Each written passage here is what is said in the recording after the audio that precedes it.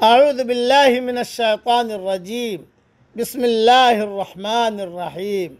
सूरह सफ़ की एक आयत पढ़ रहा हूँ, आयत नंबर 6। वइज़ क़ाल ईसा इब्नु मरियम या बनी इसराईल इन्नी रसूलुल्लाहि इलैकुम। और जब ईसा इब्न मरियम ने कहा कि ए बनी इसराइल, मैं तुम्हारी तरफ अल्लाह का भेजा हुआ रसूल हूँ, मुसद्दिक़न लिमा बैना यदैया मिनत-तौराति व मुबश्शिरन बिरसूलिन याती मिन बाद इस्मुहु अहमद। तस्दीक करने वाला हूँ उस तौरात की जो मुझसे पहले से मौजूद है, और खुशखबरी देने वाला हूँ एक रसूल की जो मेरे बाद आएगा और उसका नाम अहमद होगा। फलम्मा जाअहुम बिलबय्यिनाति क़ालू हाज़ा सिहरुम मुबीन। फिर जब वो उनके पास खुली निशानियाँ लेकर आया तो उन्होंने कहा ये तो खुला हुआ जादू है। यह हज़रत ईसा अलैहिस्सलाम का तज़किरा है। तफसील इसकी लंबी है, मैं मुख्तसर तौर पर आपको समझा देता हूँ। सैयदना हज़रत ईसा अलैहिस्सलाम का अंबिया किराम की जमात में अहम और खुसूसी मकाम है।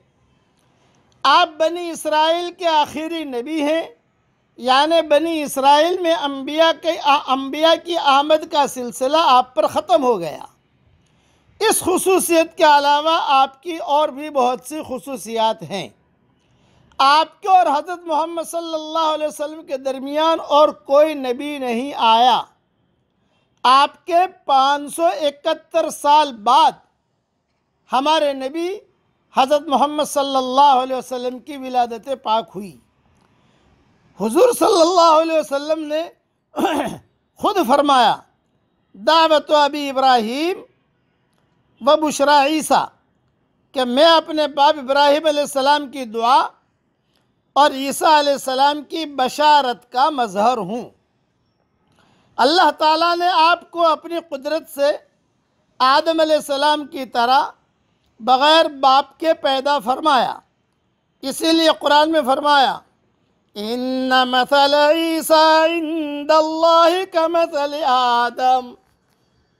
यानी जिस तरह अल्लाह ताला ने अबुल बशर सैयदना आदम अलैहिस्सलाम को अपनी कुदरत और अपने हुक्म से बग़ैर माँ बाप के पैदा फरमाया, तो ईसा अलैहिस्सलाम को भी बग़ैर बाप के पैदा फरमाया।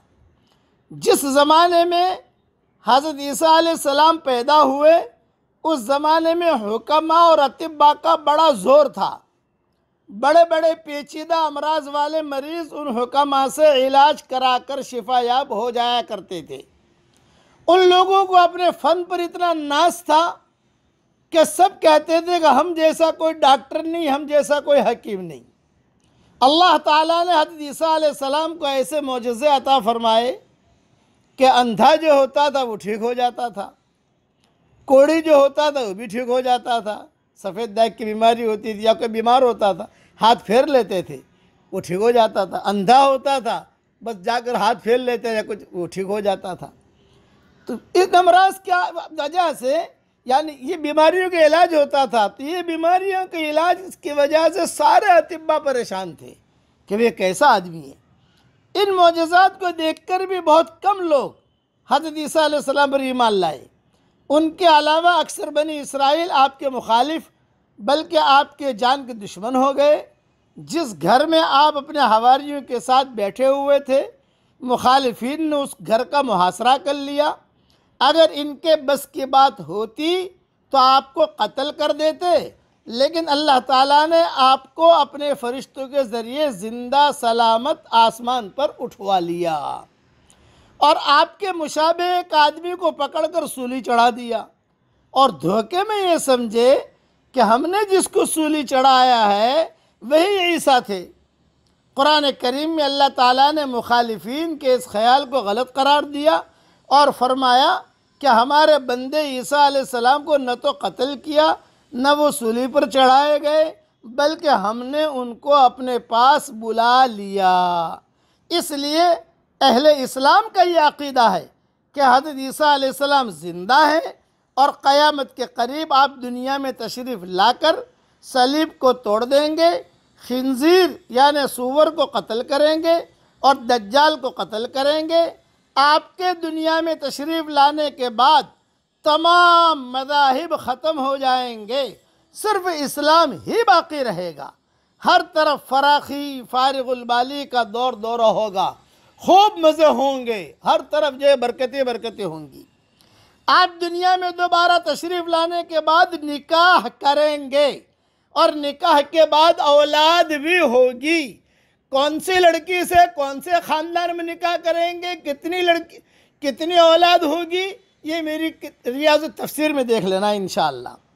दज्जाल का फितना ख़त्म होने के बाद इमाम महदी की वफ़ात हो जाएगी।